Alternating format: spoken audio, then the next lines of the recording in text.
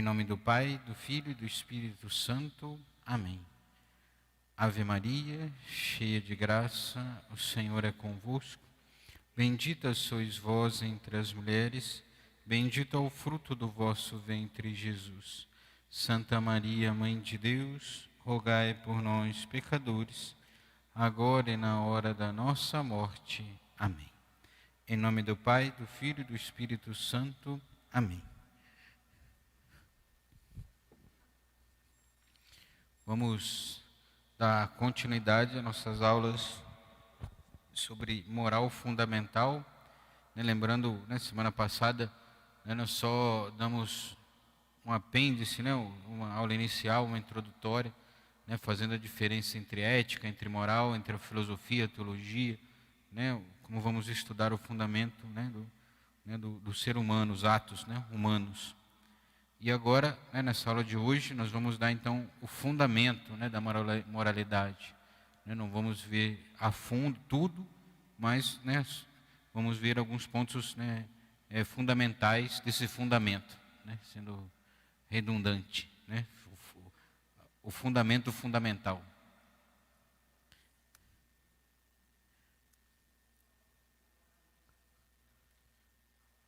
Não tem como mudar, não. Infelizmente. Mas eu vou lendo aqui para vocês, não se preocupe. Vamos lá. Poderia haver uma ética não religiosa baseada numa concepção racional da dignidade da pessoa humana. Mas é difícil fundamentar valores universais válidos para todos os povos e que todos se sintam obrigados a praticá-lo sem recorrer a Deus. Ou seja, o que está dizendo aqui, que poderíamos ter uma ética sem Deus, práticas morais que não partissem de Deus, partissem apenas da racionalidade, daquilo que o homem pode abarcar, sobre conhecer as leis mais fundamentais, as leis mais abrangentes, universais, para que possamos todos praticar. Porém, sem Deus, ela ficaria, então, podemos dizer, capenga, seria uma coisa simplesmente humana. E, como sabemos, somos marcados pelo pecado original. Então, ou seja, baseando simplesmente no homem, ela poderia estar falha, ela poderia também ir modificando com o decorrer do tempo, dos anos. Então, ou seja, aquilo que poderia, para uma sociedade, podemos pensar assim, 1500 anos antes de Cristo, depois de mil anos, de 1500 anos depois de Cristo, a sociedade mudou, ela se, de forma exterior, claro, ou seja, tecnologias, mudanças e tudo isso que vieram. Então, a ética, se fosse assim, também mudaria, com o passar do tempo, daquilo que o homem compreende. Mas não é só isso. Nossa moral não é baseada, até falamos disso um pouco semana passada, outra retrasada, de que não é só baseada nas questões da racionalidade. Isso também, parte disso, daquilo que o homem compreende, mas também parte da revelação, daquilo que Deus revelou ao homem e a qual nós também compreendemos e praticamos, então, o agir, aquilo que entendemos o que é certo e o que é errado. Pio...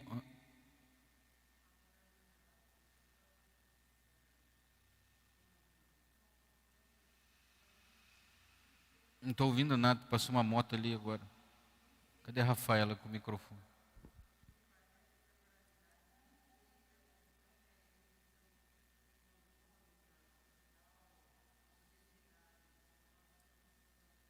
Exatamente, a moralidade não deve acompanhar simplesmente o bem e o progresso tecnológico. Ou seja, ela não pode mudar conforme a sociedade vai mudando. Os valores não mudam, Ou seja, como a revelação de Deus não muda, a moralidade assim também não muda. Aquilo que é certo, no princípio do mundo é certo hoje. E o que é errado no princípio do mundo é errado hoje também. Esses valores devem permanecer, Ou seja, o que nós vemos hoje, Por exemplo, o que tivemos sempre como errado, e é errado, por exemplo, uniões antinaturais, por exemplo.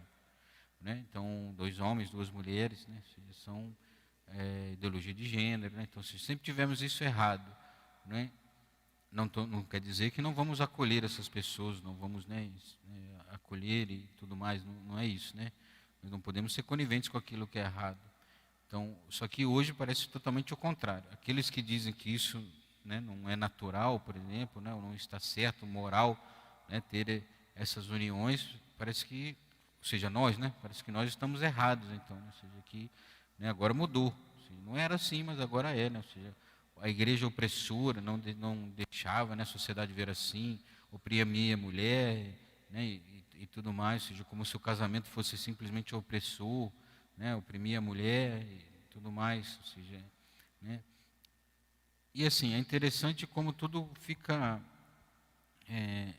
nítido, né, mas as pessoas parecem que não conseguem ver muitas coisas, né. Por exemplo, movimento feminista, por exemplo, né, que de uma forma errada e revolucionária querem mudar e colocarem, mudando a sociedade, colocando a mulher para fazer as mesmas coisas que os homens, né. Então, no fundo, né, como Chesterton já dizia isso no começo do século XX, ou seja, se as mulheres querem fazer as mesmas coisas que os homens e ter o direito de fazer as mesmíssimas coisas, no fundo, elas estão dizendo que o universo masculino, aquilo que o homem faz é melhor do que a mulher. Ou seja, porque eles fazem, as mulheres não fazem, então elas têm que fazer. Então, ou seja, aquilo que os homens fazem é melhor, então, daquilo que a mulher faz. Ou seja, como se, né, o educar uma família, ou ficar dentro de casa, cuidar da casa, educar uma família, fosse menos do que o homem, por exemplo, que faz um trabalho exterior à casa. Ou seja, se formos ver ao contrário, né, se a mulher cuida ali daquela sua família, e ela educa aquelas crianças, ela vai estar educando futuros cidadãos, cristãos que vão estar no meio do mundo futuramente. Então, ou seja, é eles que vão contribuir, se forem bem formados, para a sociedade, para a igreja. Agora, ou seja, isso é uma função importantíssima para manter a sociedade, né, ou seja, viva em pé, né? Não é menos do que o homem que sai para casa para trazer o seu sustento, né? E se pensarmos, é mais ainda do que o homem, né? Porque o homem sai, claro, vai trabalhar, né, vai entregar a sua vida ali no seu trabalho para trazer o sustento, para que aquela família ande bem, né? Ou seja, então, o papel da mulher, ela é muito maior quando ela está dentro de casa do que quando ela está fora. A gente sabe que hoje, devido a diversas dificuldades, né, e problemas econômicos e sociais e tudo mais, obriga às vezes a mulher a ter que trabalhar, né, ter que sair de casa e determinar às vezes essas funções a outras pessoas que não são as ideais, né? Ou seja, por mais que sejam boas, né, os avós, por exemplo, né, a vizinha, uma babá, por exemplo, né, a escola, né? Então, ou seja, ela terceiriza aquilo que ela, no fundo, era para fazer e fazer melhor do que essas, né, do que a escola, do que uma babá, do que, né, e tudo mais. Então, mas, ou seja, como que são contraditórios, né, tudo isso, né, como que, né, as coisas, as carapuças aparecem, né? Então, por exemplo, ideologia de gênero, que então cada um escolhe aquilo que quer e aquilo pode mutar com o tempo. Uma hora eu sou homem, né, mas eu me acho mulher. Mas essa mulher que eu me acho, ela sente atração por mulher. Então, ou seja, meio contraditório, porque no fundo você é um homem que sente atração por mulher. Ou seja, é isso que é o normal, né? Então, ou seja, essas coisas muito, né, claro, querem justificar simplesmente naquilo que é sensorial, né, sensível, né, não conseguem amadurecer, né, de perceber, né, que as coisas, por isso que não dá para se fundar simplesmente naquilo que é racional. Também, né, nós partimos disso, mas não só nisso. Né, temos também, né, apesar que nem falamos aqui de religião, né, nem falamos da Sagrada Escritura, só daquilo que é da razão, racionalidade consegue compreender as coisas. Né, então, mas também nos aprofundamos também na religião, né.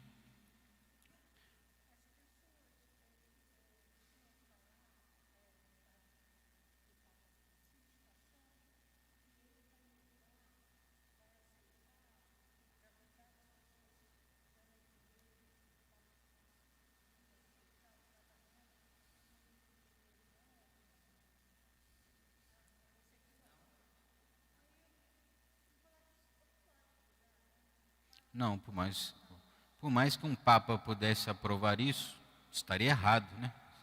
Mas, ou seja, recentemente teve uma nota da Congregação para a Doutrina da Fé dizendo que não poderíamos abençoar, então, uniões homossexuais. Ou seja, abençoar, você não está nem dizendo sobre o matrimônio, o sacramento. Ou seja, isso é impensável, né? Mas, ou seja, nem dar uma bênção o padre pode.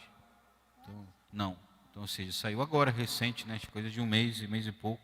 Se essas pessoas falarem isso, por exemplo, já foi dito, né? Não tem, né? Não tem isso. Sim. Sim, estão errados, né? Não é porque é um padre, um bispo que fez que está certo, né?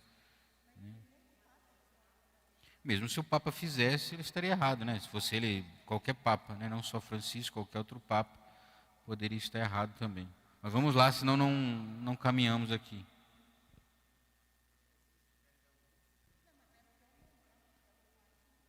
Sim, claro, polêmico, mas assim, já está certo, né? Não tem, isso não tem o que debater, né? Ou seja, isso que vamos falar aqui de moral, podemos aprofundar algum tema ou outro, né? Claro, né? Existem coisas na moral, nem tudo está fechado, ou nem tudo é tão simples dizer preto no branco. Isso que estamos falando, sim, preto no branco. Mas assim, nem tudo é, né, preto no branco na questão da moralidade. Por isso que nós vamos ver os princípios aqui, né, para que a gente sabe aplicar, né, nas coisas mais objetivas ali. Se sabemos aquilo que está certo ou não fazer. Né? Nem tudo, na verdade, quase nada é preto no branco. Né? Assim, isso é certo, isso é errado, isso é pecado. Não é tão simples assim. Né? Por isso que temos que conhecer os princípios aqui. Né? Bom, Pio XI, perdão, não aceitou as tentativas de separar a moral da religião, ou seja, como o nazismo queria, né, separar completamente a religião, né, da moral, do agir, né, e separou, na verdade. Né. Pio XII, né, nos disse assim nesse documento, né, Summi Pontificatus: quando temerariamente se nega a Deus, todo o princípio de moralidade fica a oscilar e perece. A voz da natureza cala-se ou pelo menos debilita-se paulatinamente. Ou seja, quando se tira Deus, né, vai se perdendo tudo. Né? Ou seja, se tirou Deus, né, do agir humano, né, se tirar Deus do nosso mundo, tudo vai caindo. Né? Ou seja, tudo pode, na verdade. Se Deus não existe, tudo pode. Né? Ou seja, né, por exemplo, quando Nietzsche diz que Deus morreu, né, ou seja, ele está querendo dizer isso, ou seja, a moralidade mudou, agora somos nós que decidimos tudo. Né? Então, seja, a sociedade, é o ser humano que por ele mesmo decide aquilo que é melhor ou não. Ou seja, nesse sentido, querem tirar Deus de tudo. Né? E se Deus não está nas coisas, não está na moralidade, você pode tudo. Né? Tudo está certo. Né? Mesmo que uma pessoa não queira fazer aquilo, mas tudo pode. Né? Se Deus não está ali no centro de tudo se é permitido. Né? E João 23, estamos num progresso aqui, né? Pio XI, Pio XII, depois João 23. A base dos preceitos morais é Deus. Se nega a ideia de Deus, tais preceitos necessariamente se distinguem, se desintegram por completo. Desculpa, né? Que é o que falamos aqui. Se não existe Deus, né, tudo pode, né, tudo é permitido. Né? Ou seja, porque assim, percebamos as coisas assim, né? Na sociedade, quando, né, na Revolução Sexual, na década de 60, principalmente, antes já, né, mas, vamos dizer assim, um boom na década de 60 do século passado, né, onde, né, se permitiu, né, se criou ali a pílula anticoncepcional, né, ou seja, permitindo que as mulheres, então, não se preocupassem mais, né, porque assim, as mulheres tinham a preocupação de ter um sexo livre, por quê? Porque elas engravidam, né? E quem vai sofrer as consequências de um relacionamento livre é mais a mulher do que o homem, né?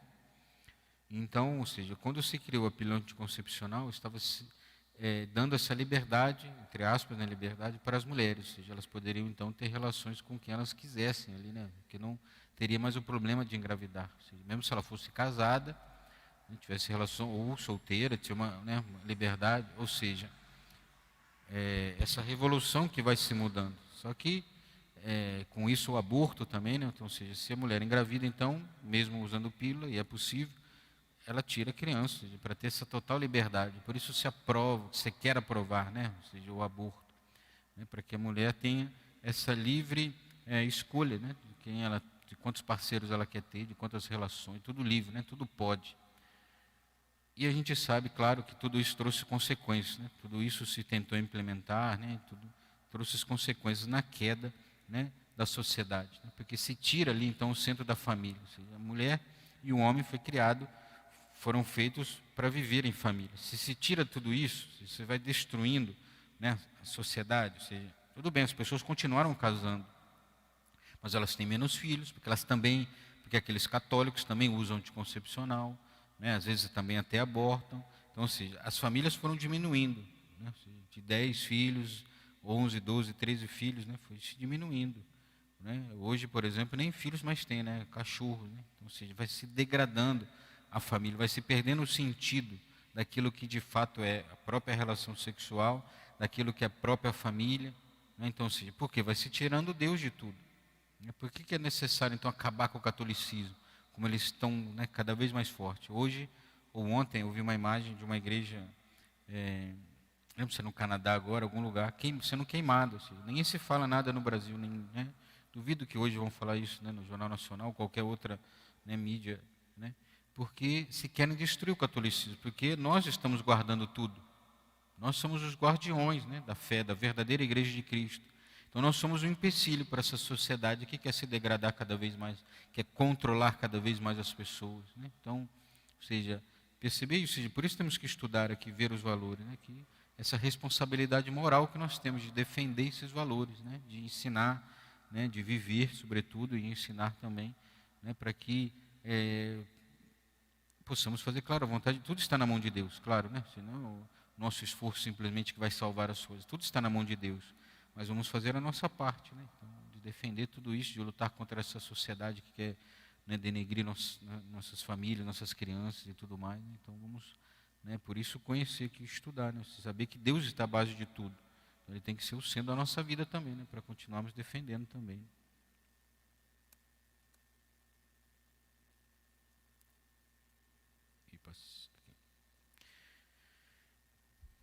O homem distingue-se dos outros animais porque pensa, é social e deve viver eticamente. Sendo um ser inteligente e livre, deve orientar seus atos de modo racional, com pleno uso da sua inteligência e da sua liberdade responsável.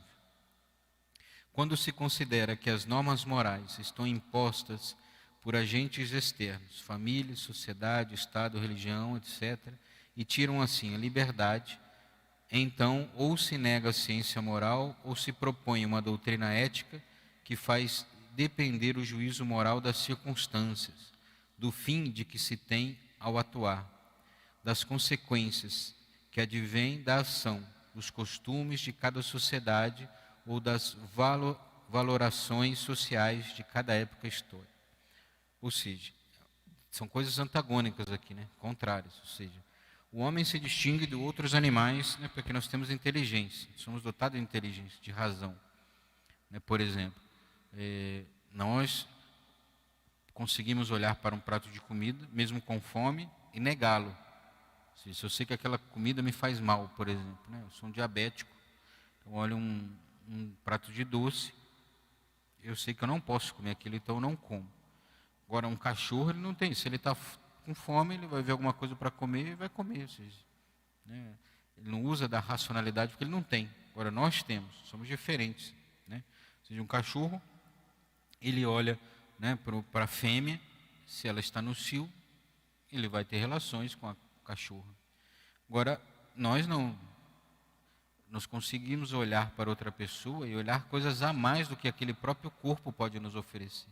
Olhar uma alma, olhar que aquela outra pessoa, né, é filho ou filha amada de Deus, né, que é um templo do Espírito Santo, ao qual tem que respeitá-lo, né, aquela pessoa, ou seja, não posso olhar simplesmente como um objeto, né, ou seja, claro, às vezes a tendência da carne pode tender a isso, mas a racionalidade, iluminada, claro, pela graça também, mas assim, tem condições de compreender, ou seja, tá, eu estou sentindo, mas eu não posso, então eu tenho que me privar de algumas coisas, né? Você consegue fazer isso, né? Nós conseguimos fazer um jejum, que temos uma razão, né? E temos também a liberdade, claro, né? Para escolher aquilo que é certo e errado, né? Ou seja, nós temos essa inteligência e devemos usá-la, então, né? Com o uso, somos livres, mas pela razão sabemos o que é certo e errado. Então, pela liberdade, nós vamos escolher ou não fazer, né? Ou seja, se é certo, vamos fazer. Se é errado, não vamos fazer. Podemos errar, então temos que reparar, recomeçar, né? Ou seja, erramos, né? Conseguimos compreender que então vamos recomeçar, né? Agora, se considera que as normas morais estão impostas por agentes externos simplesmente, ou seja, não é Deus, né, que determina, é a sociedade, né, que determina o modo de dizer, de viver das famílias, né, o Estado, simplesmente a religião que externamente vai determinar as coisas, que é isso que a gente ouve, né? Ou seja, né, a igreja quer, né, censurar as pessoas, né, quer privar as pessoas de viver, né, o amor e tudo mais, essas coisas. Se pensa que tudo isso é externo, nós vamos viver então uma moral de circunstâncias. Ou seja, o que seria essa moral de circunstâncias? Nós estamos dizendo aqui que a moral está conforme as circunstâncias que vivemos. Ou seja, a gente já não olha aquilo que é de fato a moral, aquilo que é certo e errado, mas o que as circunstâncias nos dizem. Por exemplo, vou dar um exemplo de coisas atuais da nossa igreja, as discussões. Por exemplo, temos muitos casais, infelizmente, né, dentro da igreja, que por diversos motivos, que não cabe a nós julgarmos, mas por diversos motivos, às vezes, não conseguiram, né, viver o casamento, casaram na igreja, mas não conseguiram viver. Por diversos motivos se separaram, né, que não cabe a nós julgar, mas, e depois se envolveram com outra pessoa e contraíram um outro matrimônio. Outro matrimônio não, né, que não pode casar de novo, se uniram de novo, uma nova união. Segunda união, como chamam, né, normalmente. Essa segunda união, se aquele primeiro casamento foi válido, e casaram na igreja, eles estão em adultério. Essa é a norma, né? Ou seja, é a norma que a gente aprendeu desde sempre, na Sagrada Escritura, né, na tradição da igreja. Ou seja, o casamento não se desfaz, né? Então, vivem em adultério, ou seja, vivem em pecado, não podem comungar. Mas, ou seja, qual a situação? Muitos casais, né, vivem isso. Então, mas constituíram família, amam um outro, vivem bem, praticam a fé, né? Ou seja, rezam, vão à missa, não comungam, mas vão à missa e tudo mais. Então se pergunta, por que eles não podem comungar? Então, essa é uma pergunta, né, que se faz, se fez muito e se faz ainda. Né? Por que eles não podem comungar? Então, né? Ou seja, a Eucaristia não é para não é remédio para os pecadores, né? Não é. Por que eles não podem então comungar? Né? Se eles vivem bem, eles vivem até às vezes melhor do que casais, né, que são casados na igreja, direitinho, vivem juntos e tal. Por que não podem? Porque objetivamente eles estão em pecado, simples assim, né? Ou seja, nunca mudou isso, né? Isso não mudou. Mas quando querem se ver as circunstâncias, então querem aprovar aquilo. Então, não, podem dar comunhão a eles sim, né? Porque eles vivem bem, eles já estão, sei lá, 20, 30 anos juntos, né? Constituíram, né, outra família, têm, né, filhos e tudo mais, estão uma vida estável. Então se pode dar comunhão a eles, porque vocês estão analisando simplesmente as circunstâncias e não aquilo que objetivamente é certo ou errado. Tudo bem, eles vivem muito bem, né, ajudam na igreja, até ajudam em pastoral, porque, né, hoje em dia pode e tudo mais, mas objetivamente eles estão em pecado, né? É um adultério, né? Esse é um pecado grave, não pode comungar, não pode nem confessar, porque eles continuam em pecado. Então, ou seja, às vezes podemos cair nessa armadilha, né? Muitos, né, às vezes caem, não, mas analisam simplesmente as circunstâncias, mas não é disso que se baseia a moral. Nossa moral não é de circunstância, né? O Papa João Paulo II combateu muito isso, né, no Veritatis Splendor e tantos outros, né, lugares, mas sobretudo, né, nesse documento, na Veritatis Splendor, dessa moral de circunstâncias. A moral, ela é baseada, né, na revelação, como vimos, também na ética, né, na filosofia, na ética moral, né, mas, e que sobretudo na revelação, ou seja, ela parte de Deus. É Deus que dita aquilo que é ou não. Ou seja, Ele criou o mundo e colocou uma ordem nisso, e nós temos, então, estamos caídos, né, estamos marcados pelo pecado original, então nós vamos tentar viver nessa ordem de novo, né? Buscando essa lei de Deus. E não querer nos adaptar, querer que a moral se adapte à minha circunstância, aquilo que eu vivo hoje.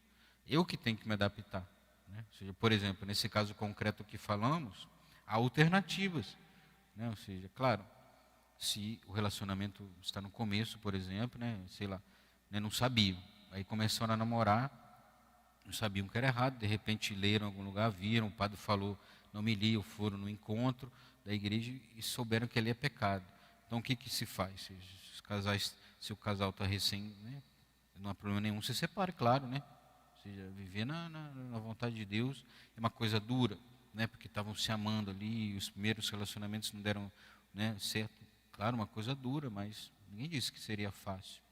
Quando o nosso Senhor, ele anuncia no Evangelho de São João que o corpo dele vai ser verdadeira comida e o sangue a verdadeira bebida, muitos discípulos falam ali para Jesus? Nosso Senhor, que palavras duras. Muitos vão embora. Muitos vão embora. E Jesus pergunta aos que ficaram ali, aos apóstolos: quereis vós ir embora também? Ou seja, a palavra é dura mesmo, ela é firme. Ou seja, é o corpo de Cristo. Nós não estamos brincando aqui de comer um pão, de celebrar, fazer um teatro de celebrar uma ceia. Não, estamos celebrando a Santíssima Eucaristia, o Santíssimo Sacramento, Santíssimo Sacrifício de Jesus. O santo sacrifício. É Jesus na Eucaristia. É nosso, não é só um bem que nós temos, é o próprio Deus que nós temos. Né? Então, ou seja, temos o mínimo das condições de receber, né? Estar em estado de graça, né? Viver. Né? Ou seja, não podemos distribuir porque as pessoas também estão, né? Essas coisas se separarem. Depois, se as pessoas não têm outras condições, né?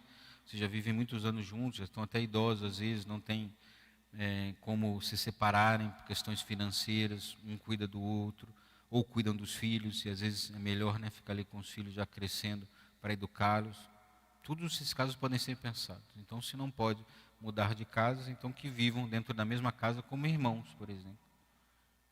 Ou seja, né, diante do padre, claro, né, ou seja, que é o padre que precisa saber, porque é ele que vai absolver, né, as pessoas não precisam saber, mas vivem como irmãos.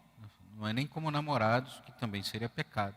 Então, ou seja, dormem em quartos separados, se cuidam um do outro de fato como irmãos, né? Como um irmão cuida de uma irmã. E vivem essa situação e podem se confessar, podem comungar e tudo mais. Né? Ou seja, são alternativas. Né? Uma coisa dura, difícil? É. Né? Mas que vida nossa de cristão é fácil? Não é nenhuma.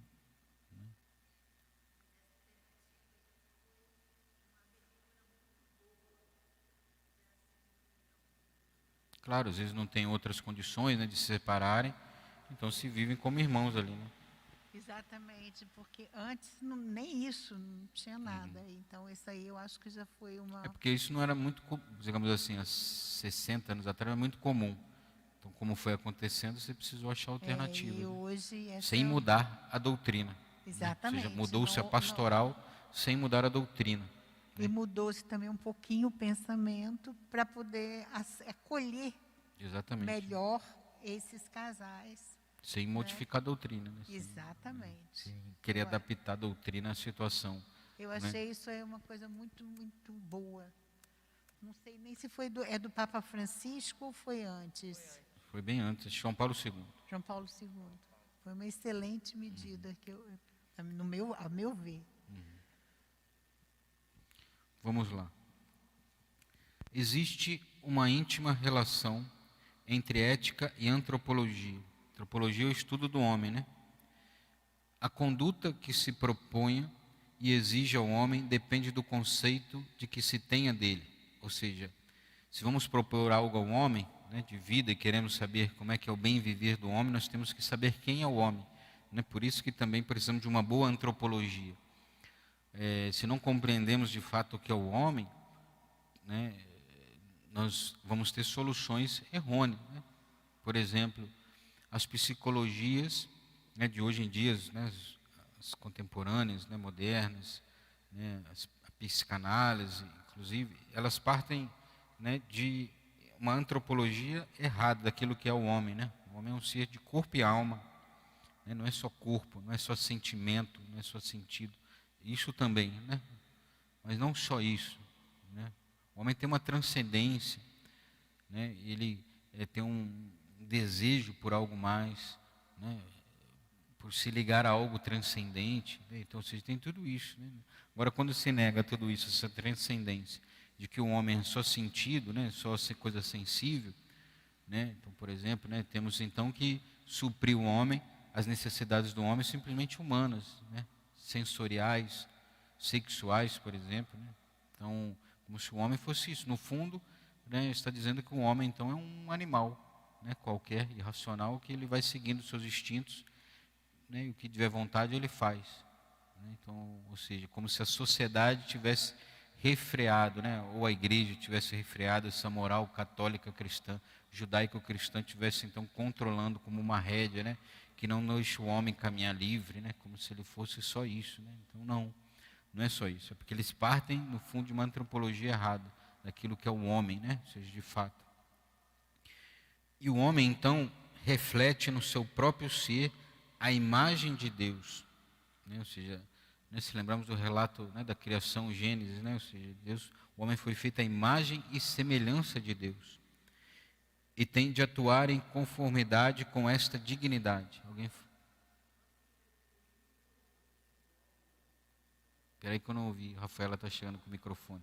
Voltando ao assunto, eu acho que não é uma coisa generalizada a posição da psicanálise, assim como o senhor colocou, porque ela, de qualquer maneira, ela ajuda muito o ser humano na convivência com o mundo, que é muito difícil, não é? Então, eu acho que depende da posição do psicanálise, não são todos que fazem esse caminhar de liberdade total, essa coisa, como o senhor colocou, assim, o senhor não acha? Você não acha?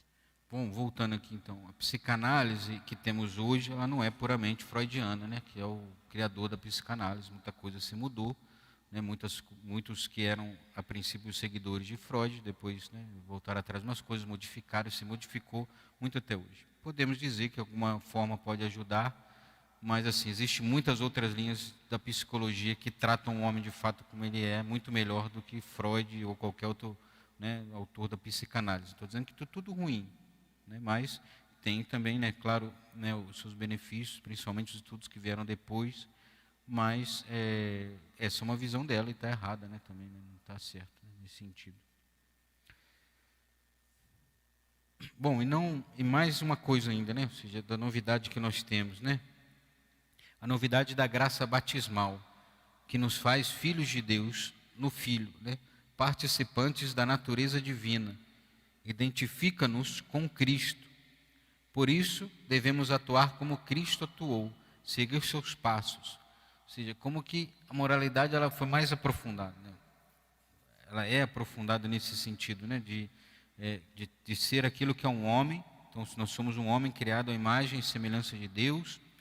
E mais do que isso, né? Ou seja, o Verbo eterno se fez homem, se tomou a nossa natureza, né? Para então também nos mostrar como é que é ser um homem de fato, né? Ou seja, né? O homem que eu falo no genérico, né? Homem e mulher aqui, ou seja, como nós devemos nos atuar, então, ou seja, e mais ainda então, ou seja, pelo batismo nós somos incorporados a esse corpo místico de Cristo. Então, ou seja, somos filhos de Deus no Filho, né? Ou seja, somos em Jesus, podemos dizer que somos filhos de Deus. Ou seja, nós somos esse homem, né, criado à imagem e semelhança de Deus, que fomos resgatados, né, ou seja, Deus que tomou a nossa natureza, e agora somos filhos de Deus. Então, ou seja, a nossa dignidade muito maior, né, do que simplesmente, né, pensar um homem errante no mundo, né, que tem que, né, buscar simplesmente uma felicidade humana, mundana, né, seguir seus instintos, por exemplo, né, então se deixar levar, né, por aquilo que sente simplesmente, não, mas nós temos uma dignidade muito maior, né? Graça batismal nos faz filhos de Deus e fomos criados à imagem e semelhança de Deus, né? Então, claro, estamos marcados pelo pecado. Vamos até falar isso depois, né, nas outras aulas. O pecado, como nos marcou. Ou seja, nós temos que lutar para voltar, né, a esse homem, né, querido por Deus. E é claro que a graça de Deus vai nos ajudar, o sacramento. Vamos ver tudo isso aqui também, né, mas pensar aquilo que é, né, o que de fato, aquilo que Deus criou, né, que não são coisas que a sociedade vai criando no decorrer do tempo, né, ou que vai se criando, né, uma imagem de homem. Né, nós só temos, né, ou seja, é Cristo, nosso homem perfeito, ao qual nós somos incorporados nesse corpo místico, e somos chamados a viver como Cristo viveu. Então, esse é o modelo, né, nosso.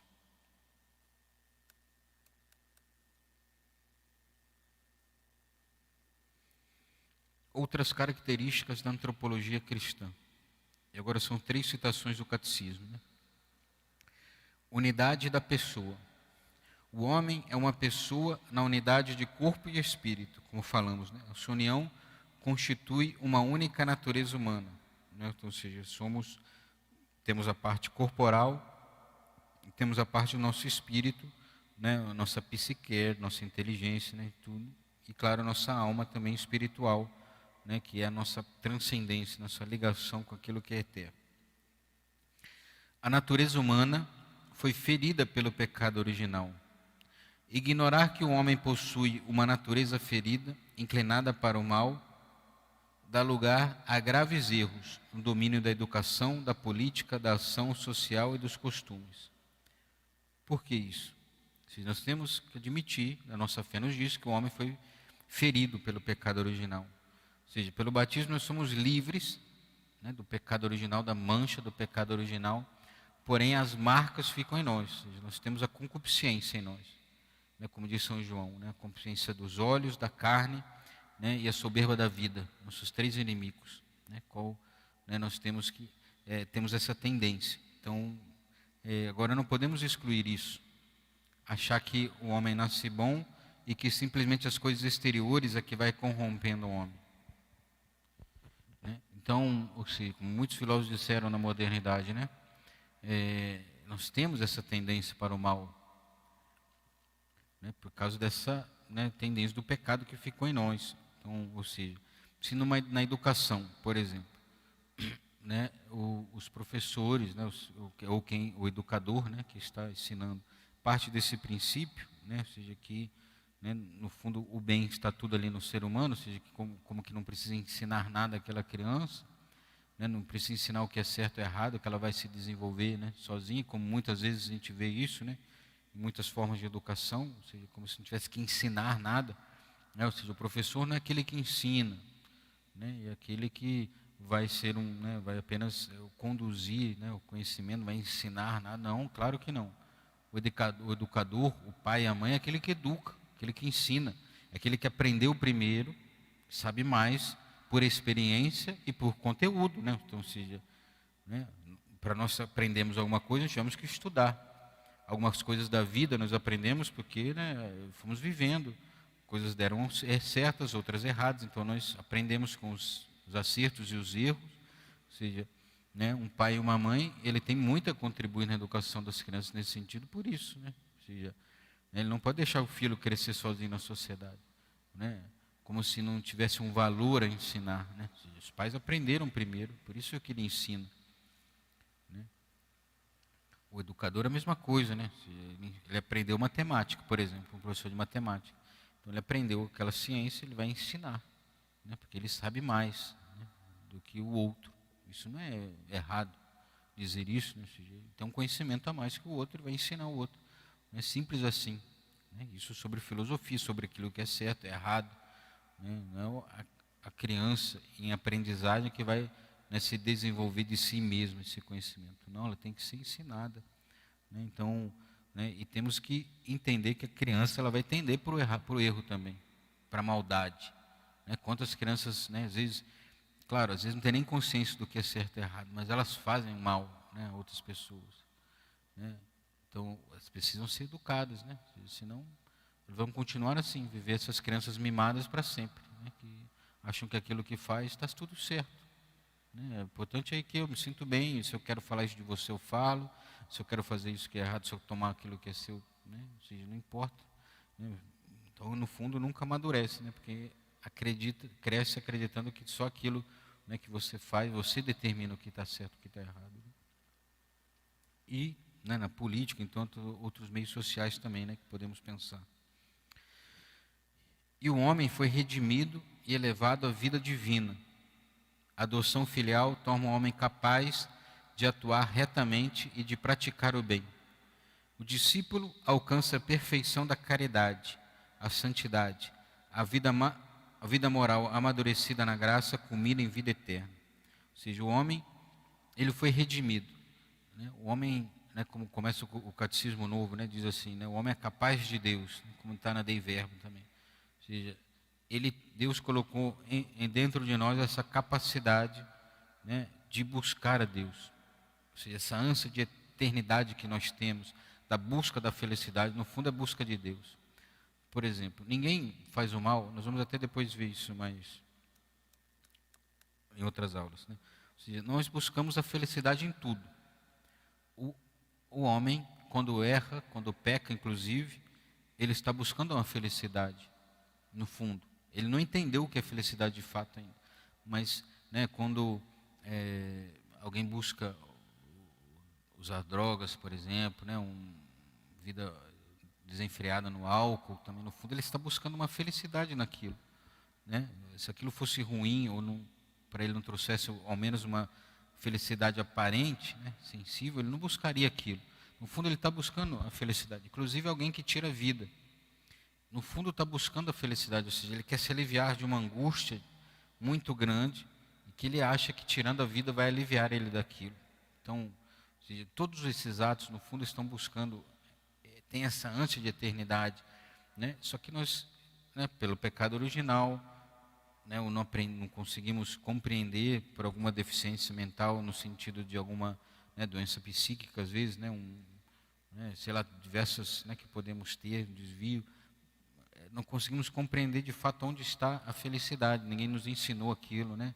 Ou seja, então fui buscando por mim mesmo, achando que a felicidade estava, né, na sexualidade desenfreada, né, no uso do álcool excessivo, né, e tantas outras coisas, né, que podemos listar aqui, assim, no pecado. Né? Mas aí depois, quando né, às vezes já está no vício, né, não consegue voltar por si só, né, tudo mais. Mas assim, né, no fundo é essa ânsia que nós temos de Deus, de buscar esse eterno, as coisas eternas. Só que ficamos nas coisas pequenas, materiais, mundanas, né?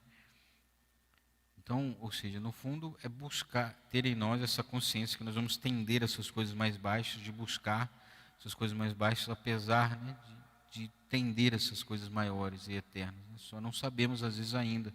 Né? Então, cada vez mais vamos conhecendo, né, e lutando para viver então isso. Né? As coisas eternas de fato, aquilo que de fato dá alegria. Que muitas vezes essa alegria não é simplesmente um bem-estar, né? Algo sensível, que às vezes pode se confundir. Né? Ou seja, nós somos felizes se estivermos em Deus, mesmo que nos falte tudo. Mas se estamos em Deus, vamos sofrer, claro, vai ser difícil, né? Muitas coisas, né? Como falamos aqui, né? Um casal, por exemplo, de segunda união, que de repente descobre, né, que ele não, se quiserem viver a vontade de Deus, vão ter que fazer sacrifícios grandes ali. Mas seja, esses sacrifícios nos traz coisas maiores, né? Nos traz a salvação, nos traz a vida eterna diante de Deus, nos traz o céu, né? Então, seja, só que às vezes nós queremos tender as pessoas para aquilo que é mais fácil. Não, continua assim, o importante é fazer o bem. Ou seja, ela está tendo um bem aqui nesta terra, mas esse bem vai levar ela à condenação eterna. Ou seja, que bem de fato estamos levando a pessoa, né? Então, existe essa dimensão também, né, né, ou seja, de que, né, essa visão eterna, né, das coisas, né? Ou seja, que nós somos criados para viver a felicidade, mas não nesta terra simplesmente. Né? Somos criados para nos unirmos a Deus, viver essa santidade. E que Deus, se Deus nos criou para isso, Ele vai dar os meios para isso também. Né? E não vai ser fácil, claro, mas é o caminho que vale a pena, né? Esses anos que vivemos nessa terra, que queremos viver a eternidade toda no céu. Né? Bom, algumas noções mestras da moral fundamental. Estamos chegando ao fim aqui. Rafaela pode ficar tranquilo, estamos chegando ao fim. Ou seja, a liberdade. Sem ela as ações não seriam morais, pois senão poderiam imputar a pessoa. Ou seja, a pessoa que não é livre, ela não pode ter um ato moral. Né? Ou seja, inclusive para ser pecado, precisamos ter da liberdade. Ou seja, uma pessoa que que é obrigada a fazer uma coisa, né, sei lá, por uma força física, né, uma ameaça de morte, por exemplo, ela faz um ato com aquelas ameaças, ela não está livre, ele está fazendo porque está sendo coagida.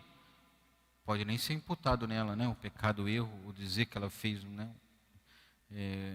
ou se a pessoa está embriagada, por exemplo, ela está sem o uso total da liberdade dela também, né? Então, não pode tomar decisões ali porque não está pronta, né? Não está livre, né, de fato. E a consciência, ao modo como a razão elabora juízos teóricos sobre se algo é verdadeiro ou errado, de modo semelhante, a consciência emite juízos práticos acerca da bondade ou malícia de um ato. Ou seja, pela razão nós compreendemos se algo é certo ou errado. E a consciência vai nos fazer emitir juízos sobre aquilo, sobre um ato concreto. Ou seja, eu tenho na minha razão, na cabeça, na minha, né, aquilo que é certo e errado. Então aconteceu alguma coisa. Para eu emitir um juízo sobre aquilo que eu vou fazer, certo ou errado, é a minha consciência que faz isso. Por isso temos que formar bem a consciência, para que quando tivermos que julgar um ato nosso, se está certo ou errado, é a consciência que vai julgar com aquilo que a nossa razão compreende. Então é a consciência que vai emitir um juízo, né? Se aquilo é uma malícia ou se aquilo, né, é um ato certo ou um errado, né? Então por isso formar bem a consciência. E a norma moral, o cristão deve orientar a sua conduta em ordem a cumprir as normas morais que Deus ditou à humanidade. Ou seja, desde o decálogo, né, os 10 mandamentos, até o mandamento novo do amor, que foi dado por Jesus. Né? Ou seja, não que ele aboliu a lei, mas ele diz que se resume todas as leis. Né? Amar a Deus sobre todas as coisas e ao próximo como a ti mesmo. Ou seja, não é mais as coisas dente por dente, né, olho por olho, dente por dente. Né? Lei italiano. Mas agora é nova lei, né, dada por Jesus Cristo. Então a moral tem que harmonizar tudo isso, né? A norma moral, ou seja, a norma, aquilo que é certo ou errado, a minha consciência com a minha liberdade, ou seja, livremente eu vou fazer aquilo ou não.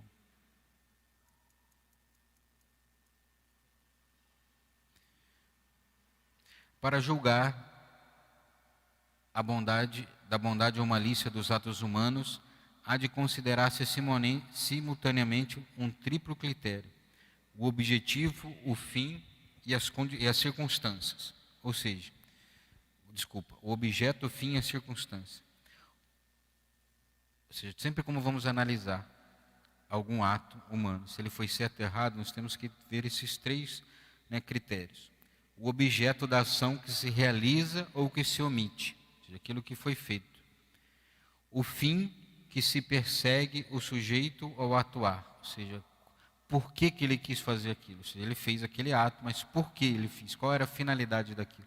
Mas não só isso, né? Porque não é só o fim que pode ser bom. O meio que eu utilizei pode ser mau. Né? Então, o fim não justifica os meios. Né? Então, seja, eu queria fazer algo bom àquela pessoa. Né? Queria dar um presente à minha mãe, por exemplo. Então, eu fui lá e roubei o supermercado, roubei a loja. Mas eu queria dar um presentear minha mãe, mas você fez algo errado. Ou seja, a finalidade não é só a finalidade que vai determinar, né, o fim, porque eu posso usar um meio errado, né, ilícito. E as condições que se levam ao cabo, as ações ou as circunstâncias em que se encontra o sujeito. Então, o objeto, o fim e as circunstâncias constituem-se fontes da moralidade dos atos humanos. Ou seja, então, tem que ver sempre essas coisas, o objeto, ou seja, aquilo que, né, eu procuro fazer, a finalidade, o porquê que eu vou fazer aquilo, né, o que me leva a fazer tal coisa, e as circunstâncias que eu estou vivendo, se eu estou na total liberdade ou não, né, ou seja, tudo aquilo que está envolto aquele ato, né, humano. E por fim, para terminarmos aqui, eu falei da Veritatis Splendor e vamos terminar com uma citação dela aqui, né, do Papa João Paulo II. Em qualquer campo da vida pessoal, familiar, social e política, a moral que se baseia na verdade e que através dela se abre autêntica liberdade, oferece um serviço original e insubstituível e de enorme valor, não só para a pessoa e para seu crescimento no bem, mas também para a sociedade e seu verdadeiro desenvolvimento. Ou seja, olha que profundo aqui. Em qualquer campo da vida pessoal, ou seja familiar, seja social ou política, a moral, ou seja, não é qualquer moral, mas a que se baseia na verdade e que através dela se abre a autêntica liberdade, ou seja, né, eu conheço aquilo que é certo e errado, e eu livremente adiro aquilo, eu ignoro aquilo que, ou seja, eu luto para não fazer aquilo que é errado, e eu busco fazer aquilo que é certo. Oferece um serviço original e insubstituível e de enorme valor, não só para a pessoa, ou seja, aquele que está fazendo o bem,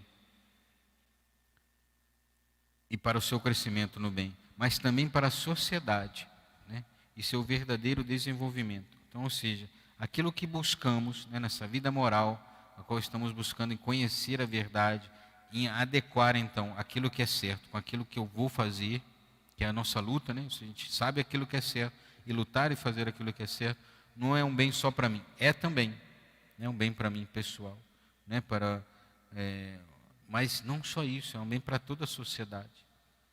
Ou seja ela, né, podemos pensar, né, até profissões de destaque, por exemplo, né, político, por exemplo, que pensa isso, que adequa o bem agir segundo a verdade, ou seja, ele só vai buscar a verdade e defender a verdade onde ele está. Ou seja, ele não vai roubar, ele não vai desviar dinheiro, não vai fazer rachadinha, não vai fazer nada, né, não vai fazer superfaturamento, vai fazer aquilo que é certo para ajudar as pessoas. Então, mas qualquer área, né, podemos pensar assim, mas qualquer uma dona de casa, alguém que trabalha varrendo a rua na rua, um professor, um advogado, um sacristão, né, qualquer um, né, buscando fazer as coisas corretas daquele ambiente que você faz, você está fazendo um bem, por mais que não pareça, né, um bem para si próprio, mas também, sobretudo, para a sociedade, né, ou seja, para a sua família, né, para o bem de toda a sociedade, né. Então, isso é o verdadeiro desenvolvimento, ou seja, o desenvolvimento da sociedade também. Vamos terminar e, bom, vamos continuar aqui, né, depois nas outras aulas, são 10 aulas, né, tivemos só 2, essas aulas são mais, né, curtas, as outras talvez tenha até que dividir, né, porque os assuntos são mais complexos, né, para ficar bem entendido, né, desses fundamentos, né, da moral. Vamos... não, mas assim, se você colocar lá, Veritatis Splendor, talvez os primeiros ali no Google já vai colocar para o site do Vaticano que tem ele lá.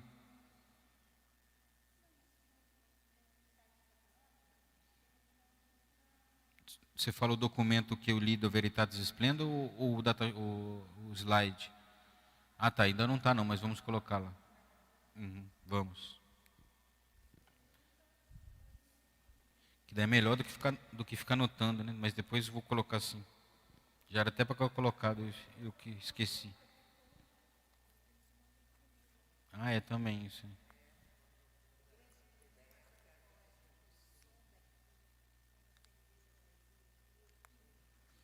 É engraçado, quem está em casa diz que é maravilhoso.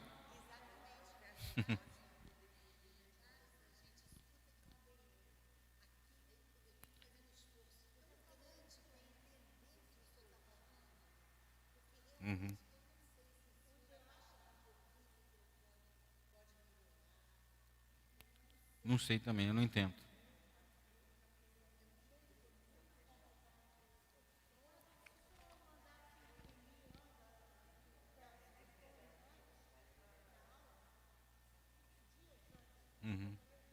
Tá bom, vou tentar. Não garanto, mas vou tentar. Vamos rezar então para terminarmos.